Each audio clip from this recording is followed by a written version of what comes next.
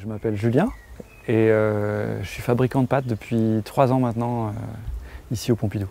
Alors l'atelier est au Mazaribal. Le Mazaribal, c'est en haut de la vallée française, entre le Pompidou et Sainte-Croix. Là, ça fait un peu plus de 3 ans que j'ai commencé, modestement au début, puis là, ça commence à prendre un petit peu de volume.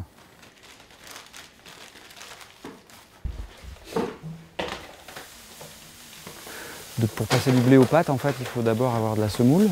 La semoule, on la produit au moulin.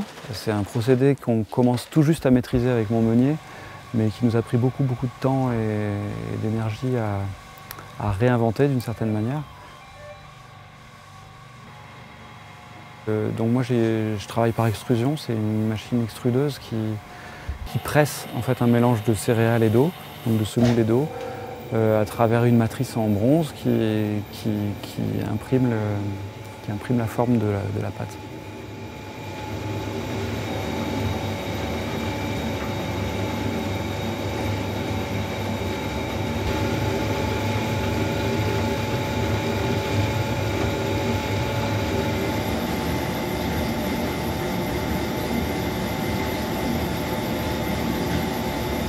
Pour l'instant, il y a plusieurs personnes qui sont impliquées dans la transformation du blé. Il y a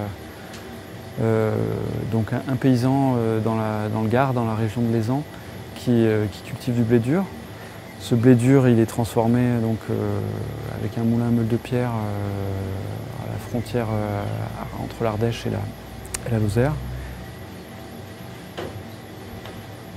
La semoule, c'est une granulométrie qui est différente de la farine, qui est plus grosse et du coup qui est difficile à raffiner parce qu'en réalité il existe des particules de son qui sont plus petites que cette semoule. Donc si on ne veut pas avoir de la semoule intégrale, il faut pouvoir la passer avec un système de ventilation un petit peu difficile à maîtriser. C'est une transformation et une technologie qui n'existe plus tellement à une échelle artisanale. En fait, il y a des industriels qui possèdent des lignes de fabrication qui leur permettent de travailler, mais il y a quasiment plus personne qui sait faire de la semoule en fait, à une petite échelle, quoi. Bah, ici, il n'y a pas tellement de champs de blé, hein. C'est pas évident de cultiver des céréales et ça a toujours été compliqué. Du coup, c'est pour ça que la production de céréales elle est plutôt dans le Gard en ce qui me concerne. Après, j'utilise aussi des semoules italiennes aussi qui me permettent de commercialiser aussi des pâtes blanches. La législation, elle protège en fait les industriels qui peuvent avoir justement des moutures qui prétendent à l'appellation semoule de blé dur de qualité supérieure. Moi, à mon échelle, la technologie dont je dispose, elle ne me permet pas d'avoir cette appellation-là. Alors, elles sont commercialisées essentiellement par des boutiques de revendeurs, donc des boutiques bio, à Florac, à Alès, à Mende.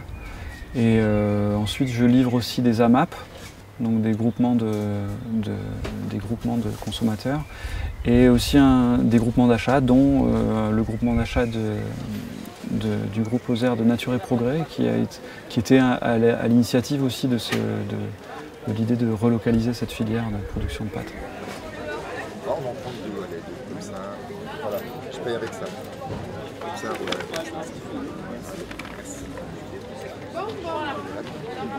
Alors le blé que j'emploie pour les pâtes demi-complètes, c'est du Bidi. C'est un blé qui était cultivé dans le Gard jusqu'il n'y a pas si longtemps que ça, jusqu'à ce que le blé dur soit plus tellement une production du secteur. Et c'est un blé qui a un goût particulier. Il a aussi beaucoup été cultivé au Maghreb, en Algérie en particulier. Et ben, malheureusement, ça ne se goûte pas sur une vidéo. Mais...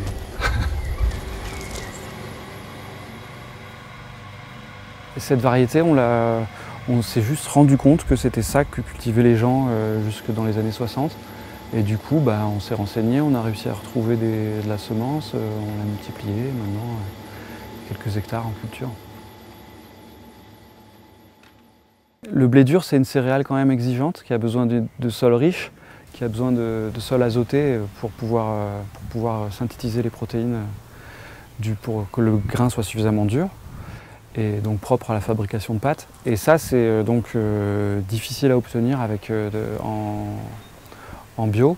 Et la bonne solution, c'est celle que je pense qu'on a trouvée avec mon ami paysan, c'est que c'est les rotations avec notamment des animaux et des pâtures avec des vaches, quoi. Voilà.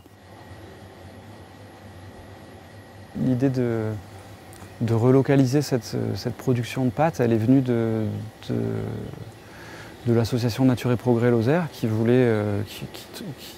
estimait que c'était quand même dommage de se fournir à des producteurs lointains alors que c'est une fabrication qui est possible de réaliser sur place, au moins un peu plus près des cultures de blé, mais simplement c'est une technologie dont on s'est dépossédé au profit des plus grands, en fait, de ceux qui produisent des pâtes à une échelle industrielle.